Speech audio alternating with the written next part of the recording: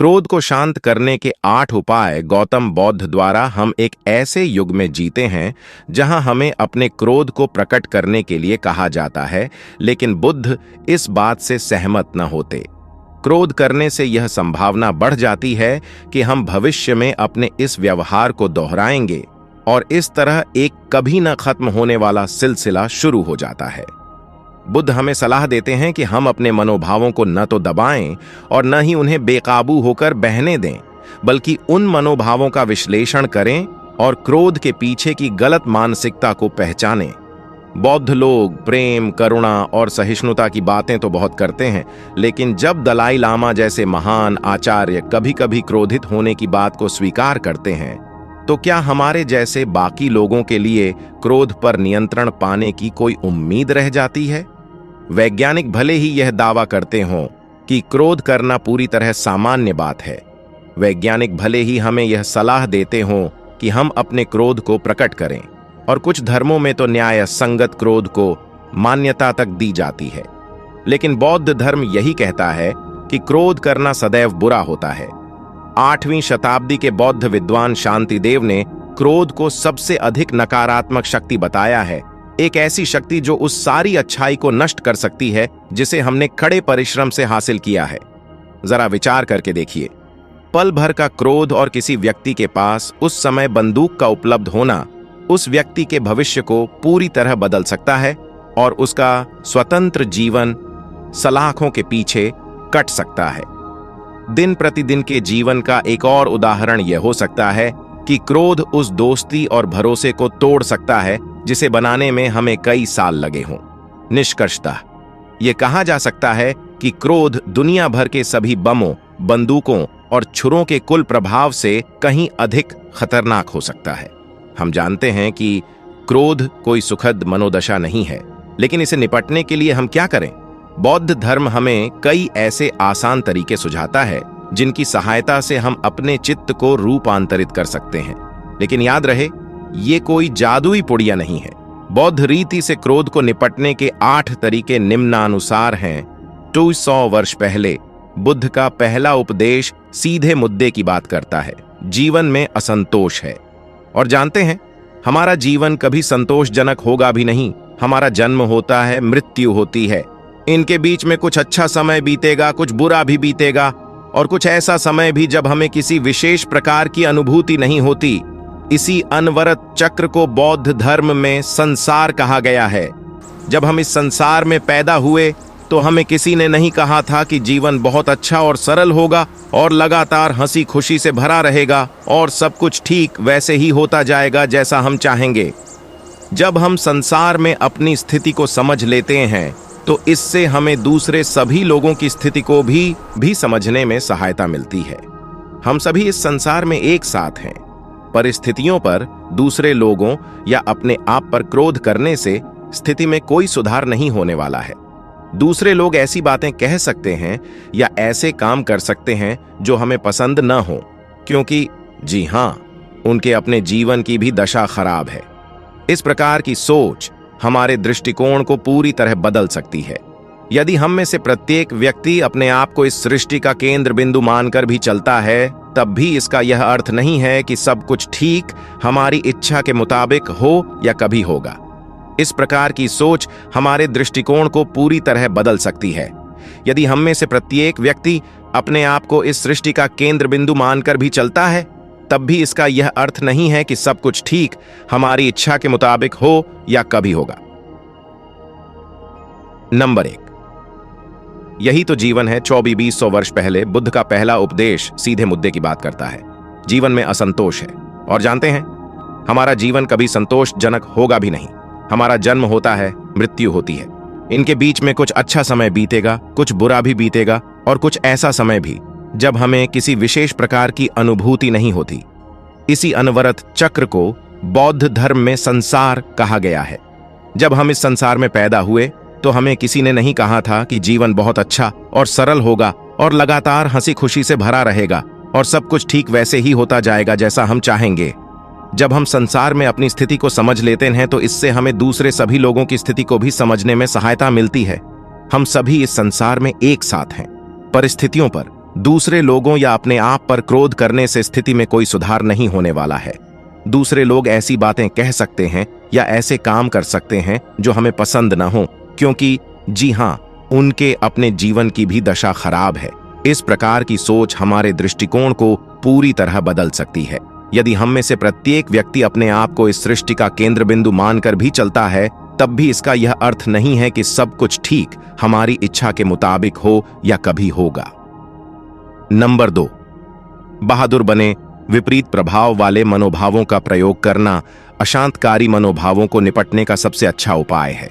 आग को आग से बुझाने से बात नहीं बनती है। क्यों? क्योंकि हमारा चित्त दो विपरीत मनोभावों को नहीं संभाल सकता है। ऐसा नहीं हो सकता है कि आप गुस्से में किसी पर चीखें चिल्लाएं और साथ ही उस व्यक्ति के साथ धैर्यपूर्वक व्यवहार भी करें। ऐसा नहीं होता है। बहुत से लोग अक्सर धैर्यपूर्ण व्यवहार को कमजोरी की निशानी मानते हैं, जहां दूसरे आपको रौंदते हुए अपनी मनमानी कर सकते हैं। लेकिन वास्तविकता इसके ठीक विपरीत है। जब हम हताश होते हैं तो हमारे लिए चीखना चिल्लाना कितना आसान होता है। अपने मनोभावों के हाथों विवश होकर व्यवहार करना हमें बहादुर और मजबूत नहीं बनाता है, वह तो हमें कमजोर ही करता है। तो अगली बार जब आपको ऐसा लगे कि आप क्रोध में दूसरों पर चीखने लगेंगे, तब अपने धैर्य की तलवार निकालिए और अपने गुस्से का सिर कलम कर दीजिए। ऐसा कैसे कर सकते हैं?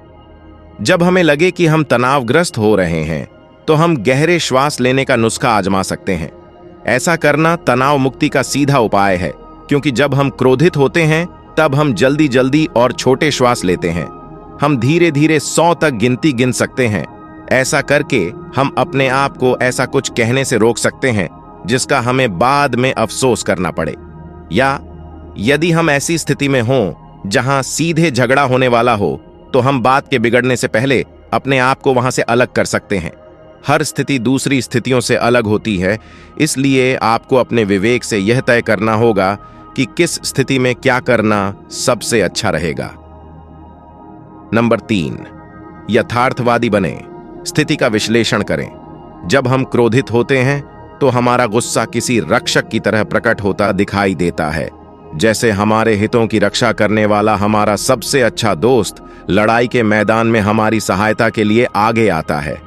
हमारे इस भ्रम के कारण हमें ऐसा लगता है कि क्रोधित होना उचित है, लेकिन यदि हम ध्यान से विचार करें तो क्रोध हमारा मित्र नहीं है, बल्कि वह तो हमारा शत्रु है। क्रोध हमें तनाव और दुख देता है, हमारी नींद और हमारी भूख को हर लेता है। यदि हम किसी व्यक्ति के प्रति क्रोधित ही बने रहें, तो इससे हमारे बारे में एक स्थायी छवि बन जाती है। और सच्चाई तो यह है, क्रोधी स्वभाव वाले किसी व्यक्ति के साथ कौन रहना पसंद करता है? जब हमारे ऊपर किसी बात का आरोप लगाया जाता है और हम आत्मरक्षा के लिए बेचैन होने लगते हैं, तब हमें रुककर तर्कसंगत ढंग से सोचना चाहिए। हमारे सामने केवल 2 ही विकल्प होते हैं, या तो लगाया गया आरोप सही है या झूठा है। यदि लगाया गया आरोप सही है तो फिर हमें क्रोधित होने की क्या आवश्यकता है? यदि हम सयाने व्यक्ति की तरह व्यवहार करना चाहते हैं तो हमें उसे स्वीकार कर लेना चाहिए, उससे सबक लेना चाहिए और जीवन में आगे बढ़ना चाहिए। और यदि आरोप सही नहीं है, तब भी हमें क्रोधित होने की क्या आवश्यकता है? आरोप लगाने वाले व्यक्ति से गलती हुई है। क्या खुद हमने अपने जीवन में कभी ऐसी गलती नहीं की है? अपने चित्त पर ध्यान दें। ध्यान साधना और सचेतनता के अभ्यास क्रोध को निपटने में बेहद उपयोगी साबित हो सकते हैं। हो सकता है कि बहुत से लोगों को ध्यान साधना करना समय की बर्बादी लगता हो। जब हम अपने दिन का समय बेहतर ढंग से बिता सकते हैं, तो फिर 20 मिनट तक गद्दी पर बैठकर ध्यान क्यों लगाया जाए, है ना? कुछ और लोग समझते हैं कि ध्यान साधना वास्तविक जीवन से बचने का एक आसान तरीका है, जहां आप बच्चों, ईमेल, पति पत्नी से दूर रहकर अपना समय बिता सकते हैं। लेकिन ध्यान साधना इससे कहीं अधिक होती है। यह तो वास्तविक जीवन के लिए तैयारी करने का साधन है। यदि हम हर सुबह करुणा की ध्यान साधना करें और फिर जैसे ही काम पर पहुंचें, अपने कर्मचारियों पर चिल्लाने लगें और अपने सहयोगियों की शिकायत करने लगें, तो फिर हमारी ध्यान साधना का कोई फायदा नहीं है। ध्यान साधना से हमारा चित्त सकारात्मक विचारों, धैर्य, प्रेम करुणा के प्रति अभ्यस्त हो जाता है और इसका अभ्यास हम कहीं भी और किसी भी समय कर सकते हैं। यदि हम हर दिन काम पर जाते समय आधा घंटा अपनी पसंद का संगीत सुनने में बिताते हैं, तो हम कम से कम 10 मिनट का समय तो दूसरों के प्रति स्नेहमय करुणा विकसित करने के लिए निकाल ही सकते हैं। यह तरीका क्रोध को निपटने में प्रभावी होता है और हमें एक ऐसे व्यक्ति के रूप में विकसित करता है जिसे लोग अपने आसपास पसंद करते हैं। नंबर 5, विनम्र बने। अपने दुश्मनों से भी सीखें। बौद्ध धर्म हमें अपने सामान्य व्यवहार के विपरीत व्यवहार करने की शिक्षा देता है। जब हम किसी पर क्रोधित होते हैं तो हमारी इच्छा होती है कि हम उससे बदला लें। इसका नतीजा क्या होता है? हम यदि अधिक नहीं तो कम से कम उतने ही दुखी तो बने ही रहते हैं। देखने में यह बात हमारे सहज व्यवहार के विपरीत लग सकती है, लेकिन विपरीत व्यवहार करने से हमें विपरीत परिणाम हासिल होता है, सुख का मार्ग हासिल होता है। यह पागलपन लग सकता है, लेकिन जिस व्यक्ति से आप क्रोधित हों उसे आप अपने गुरु के रूप में देखें। यदि हम अपने आप को बेहतर बनाना चाहते हैं, यानी अपने आप को अधिक धैर्यवान, प्रेम युक्त, करुणावान और सुखी बनाना चाहते हैं, तो हमें इसके लिए अभ्यास करना होगा। हम सभी जानते हैं कि व्यक्ति को विश्व स्तरीय फुटबॉल खिलाड़ी या वायलिन वादक बनने में समय और कड़ी मेहनत लगती है, तो फिर हमारी चित्त साधना के अभ्यास के मामले में यह बात क्यों नहीं लागू होगी? यदि हम हमेशा ही ऐसे लोगों से घिरे रहें जो हमसे सहमत हों और सब कुछ हमारी इच्छा के अनुसार करने के लिए तैयार रहें, तो फिर हमें कभी किसी चुनौती का सामना नहीं करना पड़ेगा। इस तरह जिस व्यक्ति से हम नाराज होते हैं वह हमारे लिए बहुत मूल्यवान हो जाता है, क्योंकि वह हमें धैर्य का अभ्यास करने का अवसर प्रदान करता है। इससे हमारे क्रोध की उफनती लहरें शांत हो जाती हैं, क्योंकि इससे हमारा दृष्टिकोण बदल जाता है। हम उस व्यक्ति को इस दृष्टि से नहीं देखते हैं कि उसने हमारे साथ क्या किया है, बल्कि इस दृष्टि से देखते हैं कि वह हमारे लिए क्या कर रहा है। 6, मृत्यु को न भूलें। नश्वरता, आप मरणशील हैं, मैं मरणशील हूं। हम सभी की मृत्यु होगी। तो फिर जब कोई व्यक्ति जिसे हम बहुत नापसंद करते हैं कोई ऐसा काम करे जिससे हमें गुस्सा आ जाए, तो हम रुककर यह विचार करें, जब मैं अपनी मृत्यु शैया पर होऊंगा तो क्या मैं इस सब की परवाह करूंगा? और यदि वह व्यक्ति सचमुच दुनिया को तबाह करने पर न तुला हुआ हो, तो हमारा उत्तर सुस्पष्ट तौर पर नहीं होगा। यह छोटा सा नुस्खा बहुत आसान है, लेकिन जीवन की बहुत सी छोटी छोटी परेशानियों को आसान करने में बहुत कारगर है। हम सभी जानते हैं कि हम नश्वर हैं, लेकिन जाहिर है कि हमें सचमुच इस बात का बोध नहीं होता। मृत्यु तो एक अमूर्त, दूर की संकल्पना है जो दूसरों के साथ घटित होती है। बूढ़े, बीमार और अचानक होने वाली दुर्घटनाओं के शिकार लोगों के साथ ही घटित होती है, लेकिन यह तो वास्तविकता नहीं है। युवा लोग बूढ़ों से पहले मर जाते हैं, स्वस्थ लोग रोगियों से पहले मर जाते हैं। ऐसा हर दिन होता रहता है। जब हम भविष्य में, कल, 1 वर्ष में, अगले 50 वर्षों में होने वाली अपनी निश्चित मृत्यु पर अपने ध्यान को केंद्रित करते हैं, तो ऐसी बहुत सी चीजें बेमानी हो जाती हैं जो सामान्य तौर पर हमें उद्विग्न करने वाली होती हैं। ऐसा नहीं है कि वे बातें हमें आगे से बिल्कुल परेशान करना बंद कर देंगी, बल्कि हमें यह बोध हो जाएगा कि इन बातों पर अपना कीमती समय और ऊर्जा लगाना व्यर्थ है। नंबर 8, अपनी करनी का फल भोगना ही होगा। कर्म, लोग कहते हैं जैसा करोगे वैसा ही फल मिलेगा, या यह उसके कर्म का फल है, वह इसी के लायक था। यानी लोग जैसा करते हैं वैसा ही फल भोगते हैं। यह दरअसल कर्म के बारे में बौद्ध दृष्टिकोण नहीं है, वह तो काफी जटिल और सूक्ष्म होता है। लोग जहां यह कहते हुए बड़े खुश होते हैं कि दूसरों की तकलीफें उनके कर्म का फल हैं, वहीं ज्यादातर लोग इस बात को लेकर खामोशी साध जाते हैं कि जब वे खुद भी मुश्किल स्थिति में होते हैं तो वह स्थिति भी उनके कर्मों का परिणाम होती है। हम जो कुछ भी अनुभव करते हैं, आनंद के अद्भुत क्षणों से लेकर गहरी मायूसी के क्षणों तक, सब कुछ कारणों के प्रभाव से उत्पन्न होता है। ये कारण यूं ही बिना बात उत्पन्न नहीं हो जाते हैं, बल्कि हम स्वयं उन्हें उत्पन्न करते हैं। इसलिए जब हमें कोई तकलीफ देह अनुभव होता है तो हमें क्रोधित होने के बजाय यह सोचना चाहिए, ऐसा किस कारण से हुआ और क्या मैं इस स्थिति को और बिगाड़ना चाहूंगा? बाध्यतावश किया गया, हमारा व्यवहार ही हमारा कर्म होता है। जब हम परिस्थितियों के प्रति हमेशा की तरह एक ही प्रकार से प्रतिक्रिया करते चले जाते हैं, यदि हम यह जान लें कि हमारे कर्म किस तरह फलित होते हैं, तो हम वह क्षमता विकसित कर पाएंगे कि हम अपने वर्तमान कर्मों से अपने भविष्य के अनुभवों को बदल सकते हैं। और यहाँ वर्तमान कर्म से अभिप्राय यह है कि हम क्रोध उत्पन्न होने की स्थिति में धैर्य से काम लें। नंबर 9, यह वास्तविक नहीं है। शून्यता। धैर्य जहां क्रोध को निष्प्रभावी करने का सीधा उपाय है, वहीं शून्यता न केवल क्रोध को बल्कि हमारी सभी समस्याओं और कठिनाइयों को निष्प्रभावी करने का सबसे प्रभावशाली साधन है। वास्तविकता यह है कि हम कितने ही धैर्यवान क्यों न हो जाएं, यदि हमने शून्यता को नहीं समझा है, तो फिर भारतीय मानसून की तरह हमारे ऊपर हमारा समस्याओं की बरसात होती रहेगी। यदि हम उस समय अपने चित्त की दशा का विश्लेषण करें जब हो क्रोधित होते हैं, तो हम पाएंगे कि हमारे अंदर मैं की भावना बहुत प्रबल होती है। आपने मुझसे जो कहा, मैं उससे बहुत नाराज हूं। मुझे विश्वास नहीं होता उसने मेरे दोस्त के साथ क्या किया। मैं इस मामले में पूरी तरह से सही हूं और वह पूरी तरह गलत। मैं और मैं।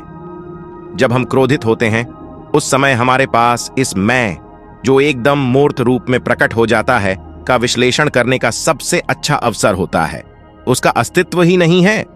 हम यह नहीं कह रहे हैं कि हमारा अस्तित्व नहीं है या किसी भी बात का महत्व नहीं है, बल्कि हम यह कह रहे हैं कि जब हम इस मैं को ढूंढने की कोशिश करते हैं, तो क्या वह हमारे चित्त में होता है या हमारे शरीर में या दोनों में?